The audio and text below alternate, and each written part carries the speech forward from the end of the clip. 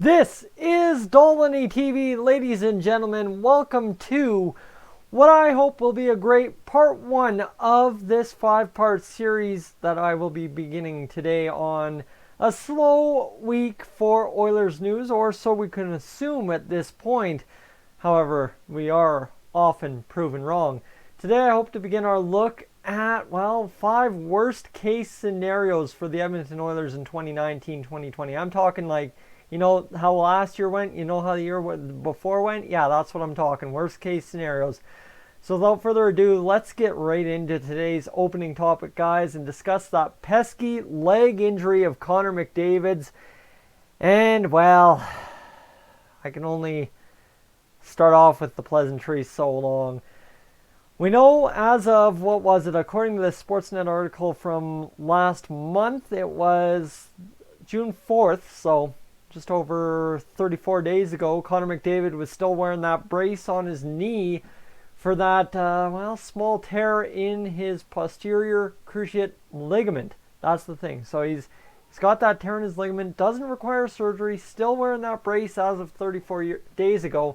However, we've had an update as to the fact that he's been on the ice, he's been skating, so how far along he is with that whole schedule of getting back to game shape, we're not too sure at this point. The thing is, we have some crazy, scary things happening if Connor McDavid is actually out to start the year, and that's exactly what today's video is meant to touch on. Is Oilers' worst case scenario number 1, Connor McDavid's not ready to start the season. Now, of course, okay, I can already hear, why are we even thinking about this? Why are we panicking about this? Because you know what, I'd prefer to try and openly discuss it at this point so as we can form a consensus opinion of how it has to go if Connor McDavid does indeed start the year on the injured list, and we have to work our way towards a better team as he gets better from injury. Now, as I said, he's back skating, so man, he could be ready to go for training camp, which is what Ken Holland is literally saying is the plan. No problem. You know what? Connor McDavid back for training camp. All of a sudden, this video's out the window, and we don't have anything to discuss. Like, really. But problem is, it's July 8th. It's not September whatever. It's July 8th. Connor McDavid. We still don't have a full update. Connor McDavid's resumed hockey act. We don't have that from the Edmonton Oilers. So today, looking at a worst case scenario of him not being ready is going to, well, just put my mind at ease as to what ends up happening here. So, Connor McDavid, the reason we have to look at him, obviously, is the captain, the heart, the soul, and B, hello, what planet are you living on? An MVP of the NHL, as well as a guy who in back-to-back-to-back years has put up over 100 points each year, jumping up by 8 from the 100 mark, 100, 108, 116. Of course, injured his leg in that incident against Mark Giordano sliding into the post in Calgary. I was there. It was just one of those car wreck shock moments where you don't believe your eyes. Suddenly everyone's starting to make their remarks and you're just shook. You're just absolutely sitting there like, did that really just happen? And guys, it did. It did. That's the worst part. So, 78 games played for Connor McDavid. Yes, 2 games to suspension last year. 41 goals, 75 assists for Connor McDavid. So a good stretch of points, that's for sure. A good spread too. Definitely goal scoring helps. Back-to-back 41 goal campaigns. He was only a +3, but I mean, who was a good plus on the Oilers? I couldn't name him because I don't think there was one.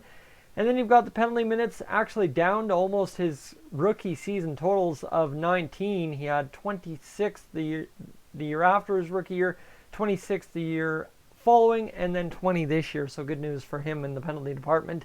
Power play specialist, well, obviously we know what he's good at, right? 9 goals, 24 power play assists. It's easy. It's easy. 33 points on the power play, and then of course what he had shorthanded as well, 2 points there.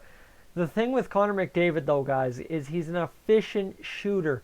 Other than his 1 year where he had 30 goals at 20 years old and a 12% shooting percentage, he's been above 15% shooting. You want to be scoring goals in the NHL and being paid for it? Shoot 15% and you'll be good. And that's exactly what Connor McDavid's doing.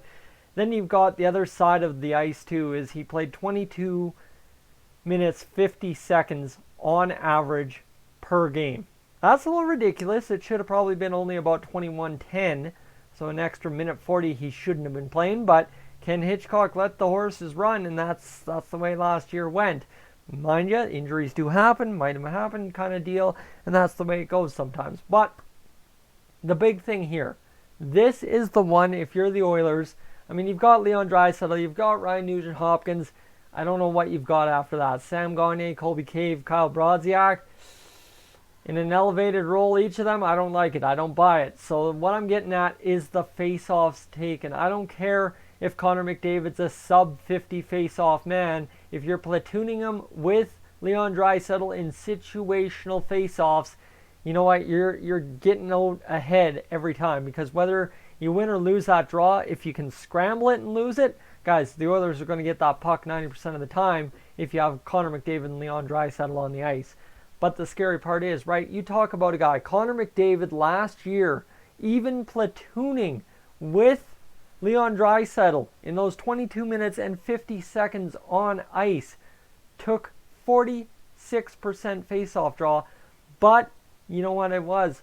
428 draws won, 490 draws lost. That's over 900 face-offs in 78 games.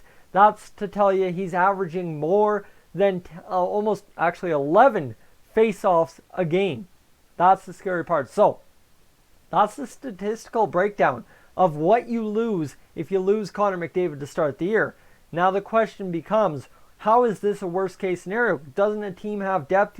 Doesn't this have it? Yes, teams have depth. Teams are able to survive without a guy, especially play without a guy. That works. Don't get me wrong. But we're looking at going from the Oilers of last year, who were reliant on Connor McDavid and Leon Draisaitl driving the offense every single night. And we're expecting to do marginally better. I'm hoping playoffs, but you guys keep trying to bring me back down to earth per se. But marginally better. And if you don't have Connor McDavid to start the year to hopefully feed that transition from the McDavid-Draisaitl show to an actual team effort, you're either going to sink or swim. And that's why it's worst case scenario. Because when the Oilers have had to sink or swim over the past 10, 15 years, outside of 2 years, what's happened? Every time it's been a sink. It's never been a swim. And that's the scary part about it. So you look at the roster as it's currently constructed, you don't have that depth, right? Obviously, yeah, sure. You've got Draisaitl. You've got Nugent-Hopkins that can fill a 1-2 punch in the top six. Don't get me wrong. That's great center depth, as great as it gets in the NHL already as B. But problem is, you've got the scoring touch of Connor McDavid, the playmaking ability, the player that is Connor McDavid, the essence. That's literally all I can toss it down to. The essence that is Connor McDavid in your lineup. It just makes everybody go from here up to here. And when you're talking about losing that, especially to start a year, it can, like I said, sink or swim a team. And mind you, we can play the contrary card here and look at it as a best case scenario, because everybody else has to start at game 1 and get going, and then Connor McDavid comes in flying 5, 6, 7, 8, 10 games into the season. Cool. That would be best case scenario. Problem is, worst case scenario goes to show that the Oilers without Connor McDavid, well, it's a risky proposition. I'm not saying it's terrible, because we saw Draisaitl lead a team to a couple wins without Connor McDavid last year as well. So, is what it is.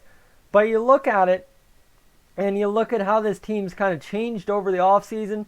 Right now, with things kind of looking not better, nobody's really sure. We don't know what we have because camp hasn't hit. The first 5 games haven't hit. To go into that, potentially, without Connor McDavid is worst case scenario, because you don't have the guy who glues the lineup together, because he solidifies so much of the top 6 within one stick. That's the thing. So, guys, that's where I'm going to leave it for today. You've kind of seen my fears, my statistical breakdown, that kind of thing on Connor McDavid. I want to know what you guys think when it comes to Connor McDavid. Is this worst case scenario if he starts the year on the injured list, or is it something the Oilers can easily manage and survive? Let me know in the comments section down below. Guys, I'm Tyson, this is Dolynny TV. I will catch you in the next one.